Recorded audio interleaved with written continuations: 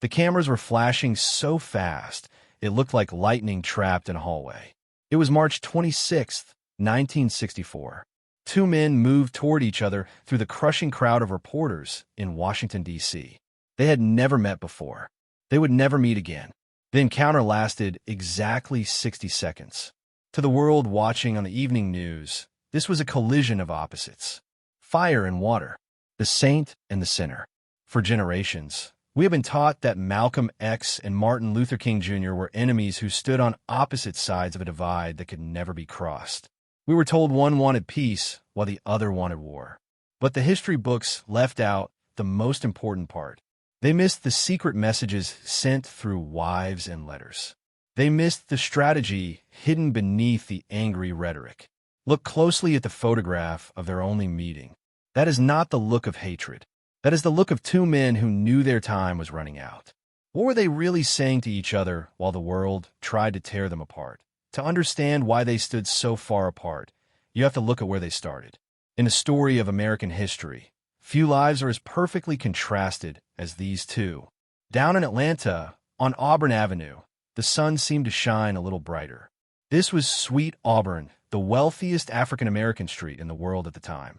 Here, a young boy named Michael, who would later rename himself Martin, grew up in a house filled with books, piano music, and the deep, booming voice of a father who was a respected pastor. Martin Luther King Jr. was born into the embrace of the black middle class. He saw segregation, yes. He saw the whites-only signs, but he saw them from the window of a sturdy home, protected by a father who fearlessly stood up to police officers and a mother who told him, every single day, "You are as good as anyone." Martin's childhood was a lesson in dignity. He learned that the system was broken, but he also believed it could be fixed.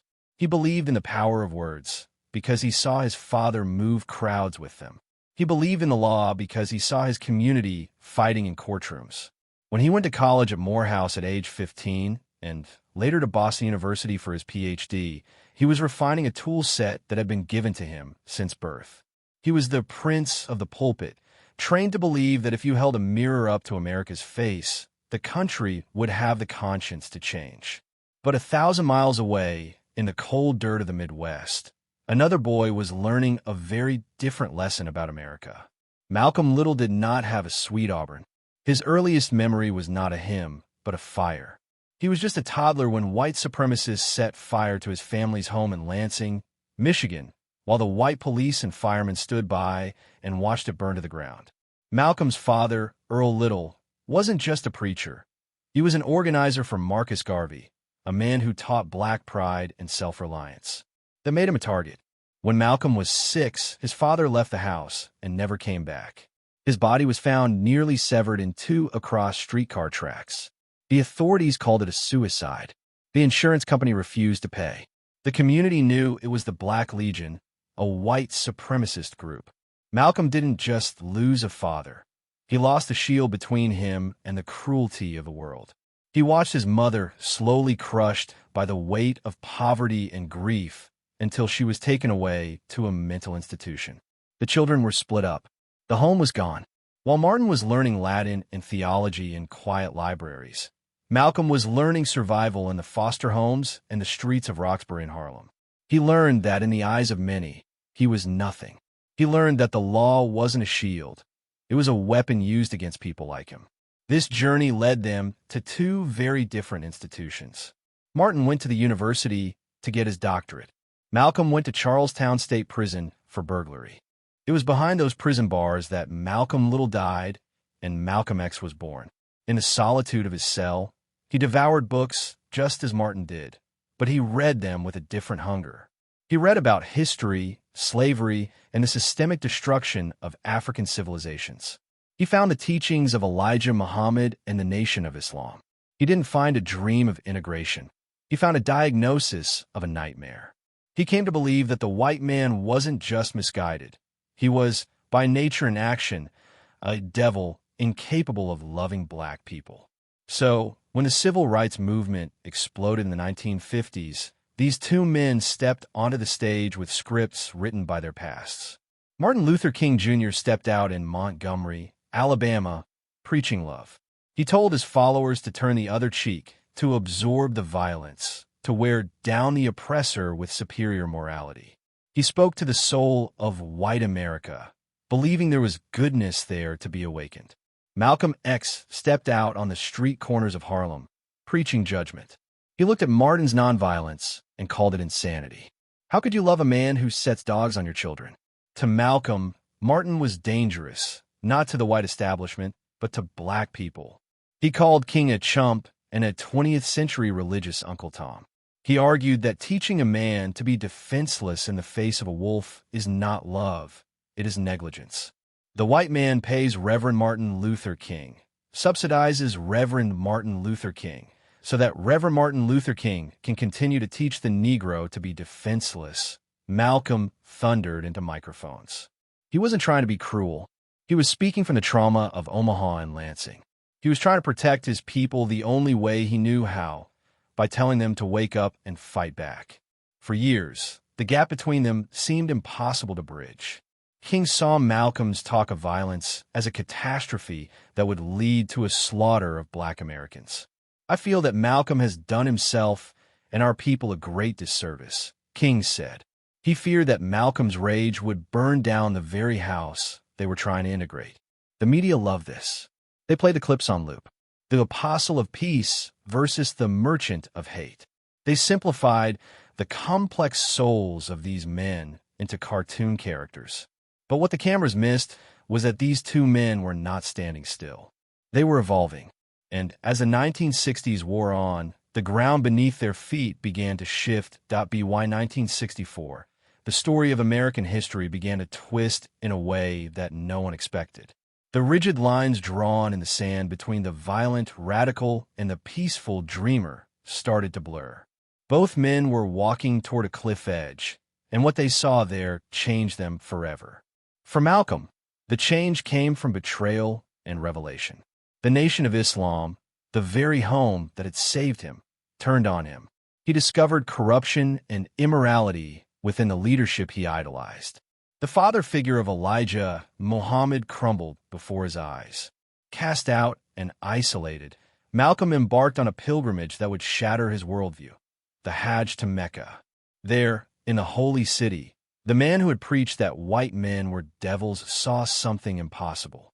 He saw white men, blonde-haired and blue-eyed, praying beside him, eating from the same plate, and sleeping on the same rug. He saw a brotherhood that transcended race. He wrote a letter back to the States that shocked his followers. I have eaten from the same plate and drank from the same glass with fellow Muslims whose eyes were the bluest of blue, whose hair was the blondest of blonde, and whose skin was the whitest of white. The anger was still there, but the hate was evaporating. Malcolm returned to America not as the leader of a separatist sect, but as El-Hajj Malik El-Shabazz, a human rights activist ready to work with anyone, even civil rights leaders he had once mocked, if it meant freedom for his people. He was no longer just fighting for black supremacy. He was fighting against the American nightmare of oppression. At the same exact moment, Martin Luther King Jr. was undergoing his own quiet revolution. The civil rights movement had achieved major victories, but Martin was beginning to see the cracks in the foundation. He had marched, he had prayed, and he had passed laws. But he looked around the northern cities and saw that the right to sit at a lunch counter didn't matter if you couldn't afford the burger. Martin began to realize that integration alone was not the answer. He saw the triple evils of racism, economic exploitation, and militarism eating away at the country. The dream he spoke of in 1963 was being threatened by the harsh reality of 1964. He was becoming more radical, questioning capitalism and the Vietnam War. The man who the establishment loved to praise was becoming a man the establishment began to fear. It was in this swirling storm of transformation that the untold conflict turned into a silent alliance. It happened on March 26, 1964. The setting was the U.S. Capitol. The Senate was debating the Civil Rights Act. Martin was there to push for the bill. Malcolm was there, surprisingly, to watch. When they spotted each other in the hallway, the press held its breath. This was the heavyweight title fight everyone wanted to see. But there was no shouting. There was no scene. Malcolm stepped forward, extending his hand. Martin took it. "Good to see you, Malcolm," Martin said, a genuine warmth in his voice. "Good to see you, Dr. King," Malcolm replied. They smiled. It wasn't a politician's smile. It was the knowing look of two soldiers in the same trench. In that 60-second encounter, captured in a single iconic photo, the wall between them collapsed. Malcolm later told reporters, "I'm throwing myself into the heart of the civil rights struggle." They didn't just shake hands, they aligned their compasses. Malcolm realized he needed Martin's mass appeal. Martin realized he needed Malcolm's fire to push the white power structure. They were no longer the thesis and antithesis. They were becoming two hands of the same clock, ticking toward the same hour of liberation. But this convergence terrified the powers that be. A unified movement, combining the moral authority of King and the militant energy of Malcolm, was the ultimate threat to the status quo. The FBI was watching. The surveillance tapes were rolling. And as these two giants moved closer together, the shadows around them grew longer. They were preparing for a joint strategy, a third path, that would combine the best of both their worlds. But tragedy moves faster than hope. Just as they were about to join forces, the gunshots rang out. The year 1965 did not begin with hope, it began with fire. While Martin Luther King Jr. was organizing the voting rights campaign in Selma, Alabama, Malcolm X was living through his own personal hell. The civil rights movement was reaching a boiling point, but Malcolm's world was collapsing. He was no longer protected by the Nation of Islam. He was a man marked for death. On February 14th, just 1 week before he would travel to Selma, firebombs were thrown into his home while his wife, Betty, and their babies were sleeping inside. They barely escaped with their lives, standing in the snow as their sanctuary turned to ash. Most men would have gone into hiding. Malcolm went to Alabama. This is the moment where the story of Malcolm X and Martin Luther King Jr. moves from rivalry to tragedy. On February 4th, 1965, Malcolm arrived in Selma. The city was a powder keg. Sheriff Jim Clark and his deputies were beating protesters. Martin was sitting in a jail cell, arrested for leading the demonstrations. The white press buzzed with anticipation. They expected Malcolm to incite a riot. They expected him to stand on a car hood and scream for blood, shattering the fragile, nonviolent discipline that King had built. And in a way, Malcolm gave them exactly what they feared. He spoke to a packed crowd at the Brown Chapel AME Church. He thundered against the cowardice of the white man. He preached the ballot or the bullet. But then he did something that the history books often gloss over. After the speech, Malcolm sought out Coretta Scott King, Martin's wife. He looked tired. The fire in his eyes was still there, but it was tempered by the exhaustion of a man who hears the clock ticking. He leaned in and spoke words that unraveled the untold conflict between the two leaders. "Mrs. King," he said softly, "I want Dr. King to know that I didn't come to Selma to make his job difficult. I really did come thinking I could make it easier. If the white people realize what the alternative is, perhaps they will be more willing to hear Dr. King." Read that again. It was a confession of strategy. Malcolm X was not there to destroy Martin Luther King Jr. He was there to validate him. He was knowingly playing the role of the bad cop so that Martin could be the good cop. He was volunteering to be the American nightmare so that the country would be forced to embrace Martin's dream. It was a supreme act of political sacrifice. He was using his own terrifying reputation as a weapon to force the white establishment to the negotiating table with King. Back in his jail cell, when Martin heard what Malcolm had done, he didn't feel anger. He reportedly smiled. He understood. The two men were finally playing the same game. They were effectively squeezing the system from both sides, Martin offering the olive branch and Malcolm holding the sword. But the FBI surveillance tapes were spinning. Edgar Hoover and the intelligence agencies were watching this developing synergy with absolute terror. A unified black movement, one that combined the spiritual depth of the church with the militant urgency of the street, was their worst-case scenario. Malcolm left Selma that day, perhaps hoping that he and Martin would finally sit down and draft the future together. He had an appointment to meet Martin's father later that month. He was planning to bring the plight of African Americans to the United Nations, charging the U.S. with human rights violations, a move that would have internationalized the struggle, something King was also beginning to consider. But they ran out of time.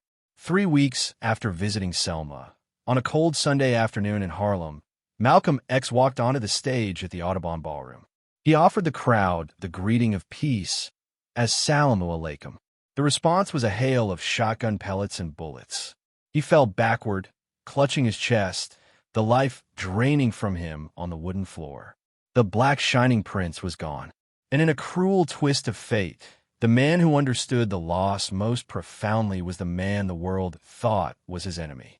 When the news reached Martin Luther King Jr., the violent conflict ended in a silence louder than any bomb. Martin didn't celebrate the death of a rival. He mourned the death of a brother he was just getting to know. When Malcolm X fell, the reaction from the American establishment was a mixture of relief and condemnation. The mainstream media, the very architects of the violent versus nonviolent narrative, wrote his obituary before his body was even cold. The New York Times called him an extraordinary and twisted man who turned many true gifts to evil purpose. To white America, the American nightmare was over. They believed that with the radical gone, the movement would return to the safe, manageable hands of the peaceful preachers. But they were wrong. They had miscalculated the depth of the civil rights movement and the heart of Martin Luther King Jr. In the shadows of Washington, D.C., the view was very different. J. Edgar Hoover and the FBI were not sleeping easier. They knew what the public did not. The death of Malcolm X had not killed his ideas. It had freed them. Without the controversial figure of Malcolm to fear, young black Americans began to absorb his philosophy of self-defense and black pride. And even more terrifying for the Bureau, Dr. King was beginning to sound more and more like the man they had just buried. This is the chapter of American history that often gets erased. After 1965, FBI surveillance on King intensified to a suffocating degree. Why? Because the dreamer had stopped dreaming and started demanding. King began to speak out against the Vietnam War, calling the U.S. government the greatest purveyor of violence in the world today. He launched the Poor People's Campaign, aiming to unite poor whites, blacks, and Latinos in a massive class struggle. The establishment realized with horror that the good cop had gone rogue. The internal memos of the FBI during this period reveal a chilling obsession. They were terrified of the rise of a black messiah, a leader who could unify the militant and the moderate, the nationalist and the integrationist. By killing Malcolm, they thought they had severed the head of the snake. But by 1968, they realized the two heads had merged. King was carrying the weight of both legacies. He was preaching love, yes, but a love that disrupted the status quo, a love that demanded economic restitution. The world watched this transformation with bated breath. In Europe and Africa, Malcolm X was already a hero, seen not as a racist, but as an internationalist who fought against colonialism. Now, they saw King stepping onto that same global stage. When King spoke out against Vietnam, he wasn't just a civil rights leader anymore. He was a global human rights icon. Then came April 4th, 1968. Memphis, the Lorraine Motel. When the bullet struck Martin Luther King Jr., the reaction was not the polite mourning the establishment expected. It was an explosion. Over 100 American cities went up in flames. From D.C. to Chicago, the smoke rose like a dark signal to the world. It was the rage of a people who had tried the path of the prince and watched him get murdered, just like the survivor. To the average American family watching their television sets, the message was terrifyingly clear. It didn't matter if you wore a suit or a leather jacket. It didn't matter if you preached, "We shall overcome," or "by any means necessary." If you stood up for black freedom in America, the end result was the same. The conflict that the media had sold them, the idea that you had to choose between Martin and Malcolm, was revealed to be a lie. In death, the two men were finally, undeniably united. They were both young, black fathers, gunned down in front of their families because they dared to ask for America to be true to its written promises. The world grieved, but the powers in the shadows breathed a sigh. The untold conflict was resolved not by a handshake, but by a silencer. The Black Messiah prevented. The movement fractured.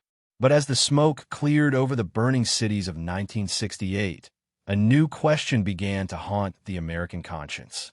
A question that lingers to this day. If America could not tolerate the anger of Malcolm X, and it could not tolerate the love of Martin Luther King Jr., then what exactly could it tolerate?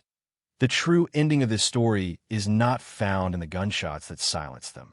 It is found in a piece of paper sent from one grieving house to another. Days after Malcolm X was assassinated, while the world was still debating whether he was a monster or a martyr, Martin Luther King Jr. sat down and wrote a letter to Betty Shabazz, Malcolm's widow. He did not write as a political rival. He wrote as a man who saw the storm coming for him too. I was shocked and saddened to learn of the shameful assassination of your husband, Martin wrote. While we did not always see eye to eye on methods to solve the race problem, I always had a deep affection for Malcolm and felt that he had a great ability to put his finger on the existence and root of the problem. Deep affection. Those two words destroy the lie we have been told for decades. They were not enemies. They were two lungs in the same body. Malcolm X was the lung that breathed in the fire of resistance, demanding respect. Martin Luther King Jr. was the lung that breathed out the wind of reconciliation, demanding justice. Without one, the civil rights movement could not breathe. Without the American nightmare that Malcolm exposed, America would never have felt the urgency to chase Martin's dream. They were both taken from us at the age of 39, just 3 years apart. It is a tragedy of American history that they never got to grow old, never got to write the memoirs that would have explained the untold conflict in their own words. We are left only with the echoes of what could have been. Imagine if they had lived. Imagine the power of Malcolm's fierce truth combined with Martin's strategic brilliance. They were walking toward that unity when the darkness caught them. But perhaps the conflict was never really between them. Perhaps the conflict was inside us. The struggle to choose between courage and comfort, between speaking up and staying silent. Some stories end without closure. But dignity doesn't need applause. It just needs a witness. If this story changed the way you see these two legends, or if it reminds you that even the fiercest opponents can find common ground, please share this video. Maybe there is someone in your life you need to reach out to, not to agree with, but just to understand. To anyone who has ever felt like they were fighting a battle alone, we see you. If you believe their legacy is still alive today, write legacy in the comments below. We read every single one. And if you want to uncover more lost chapters of history with us, please subscribe. Until next time, keep looking for the truth in the shadows.